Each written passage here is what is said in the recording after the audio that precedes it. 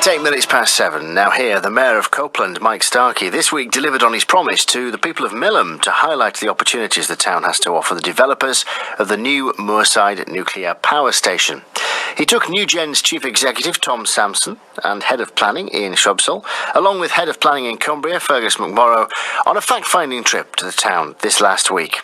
Well, earlier, Samson told me just what he knew of Millom before he got here. Well, Millom was somewhere I had never actually been to before, but it's a place that I've looked at from afar. When I used to come to Lake District to visit my wife's parents and stay in Satterthwaite, one of our favourite walking spots was obviously in the Duddon estuary, up the Duddon Valley, and you can see the estuary and Millom in the distance. So I knew where it was, and I've been educated on its history by many long walks in the Duddon Valley by my father-in-law in terms of its iron mining industries, etc. So I knew what happened there in the past. So I was keen to see what I had to offer today, and we were in discussions with Mayor Mike Starkie, who'd recommended that we go and take a look. So that's exactly what we did. So what did you see while you were here? What did you do in Millom? Well, we were welcomed by the local stakeholders. We gave them a briefing on the project, and then we proceeded to look at a number of areas within Millom and Havrig that would have been of interest as we develop our project. So we looked initially at a site that had potential for some low-level or low industrial activity, such as lay-down areas, storage of materials, potentially some fabrication.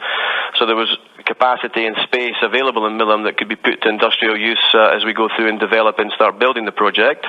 We looked at areas where we may have had potential to look at accommodation solutions in and around Millom or utilising the existing capacity of accommodation from a worker perspective. A lot of that will hinge, though, primarily on the Network Rail capacity and the frequency and journey time to Moorside. Obviously, they are at the end of the coastline there and quite away from a distance from Moorside, so we'd want to make sure we've got solutions in place to maximise the access to Millom to the site by improving the rail network in due course as we go forward with the project. This visit was a promise, as you mentioned, made by the Mayor of Copeland, Mike Starkie. He wanted to highlight the opportunities that the town offers to you specifically as the developer of the new Moorside nuclear power station. I mean, so as the project goes forward, what is your vision for Millom, in the creation of Moorside?